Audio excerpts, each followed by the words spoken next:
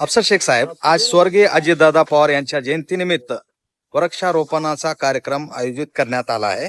या उपक्रमा मागचा उद्देश काय आहे आणि अजितदादांशी जोडलेल्या आपल्या आठवणी तसेच नागरिकांना आपण काय संदेश द्याल? प्रथम आज दिवंगत माननीय अजितदादा पवार यांच्या जयंतीदिनी मी त्यांना अभिवादन करतो आणि समस्त औसा शहराच्या वतीनं सुद्धा या ठिकाणी त्यांना अभिवादन या ठिकाणी करते.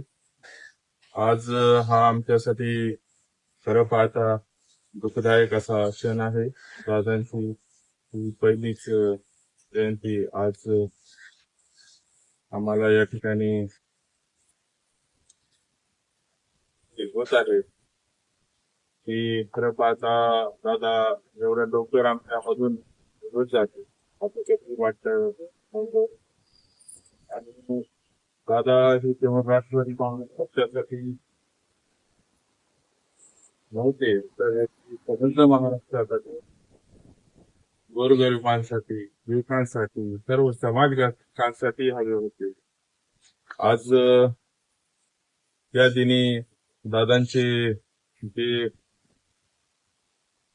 निसर्ग प्रेम होते ते दादा नेहमी सांगायचे की आपल्या शहरामध्ये झाडं कसं लावायची, लँडस्केपिंग गार्डन दरवेळेस या कानावर त्याना आम्ही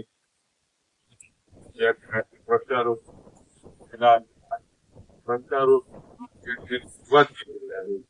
या शहरामध्ये आम्ही आजपासून शेकडोच्या संख्येने येणार आहोत आणि खरं पाहता मागच्या 2 दिवसापासूनच पावसाची सुद्धा सुरुवात झालेली आहे. त्यामुळं आपल्या शहरवासियांना या ठिकाणी या निमित्तानं आवाहन करतो की जी झाडे जोपासणं सुद्धा तितकेच गरजेचं आहे.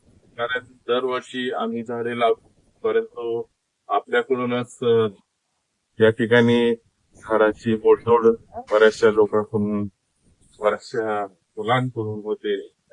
यावेळेस आम्ही एंट्री गार्डचा व्यवस्था केलेली आहे आणि ही झाडे कशा योग्य पद्धतीने त्याची निगा राखली जाईल हे सुद्धा आम्ही पाहणार आहोत. या जयंतीने आम्ही शालेय साहित्याचं वाटप सुद्धा शाळांमध्ये करत आहोत आणि खऱ्या अर्थानं अशा पद्धतीनं जयंती साजरी करणं हे सुद्धा आज आमच्या नेत्या मित्रा बहिणी यांनी ते आवाहन केलं होतं. त्या आवाहनाला अनुसरून हे सर्व क्रम या ठिकाणी हाती घेतले आहे. तर मित्रांनो, स्वर्गीय अजितदादा पवार यांच्या जयंतीनिमित्त आयोजित या वृक्षारोपण उपक्रमात प्रभारी नगराध्यक्ष अफसर शेख यांनी आपल्या भावना व्यक्त करत अजितदादांच्या आठवणींना उजाळा दिला.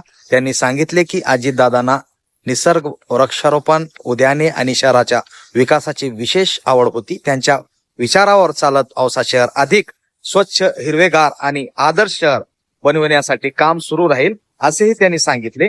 त्यांच्या मनोगतात अजितदादांबद्दलचा जिव्हाळा आणि दुःख स्पष्टपणे जाणवत होते.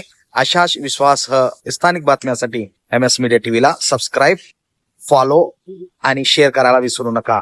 मी वसीम सिद्दीकी. धन्यवाद. जय हिंद, जय महाराष्ट्र.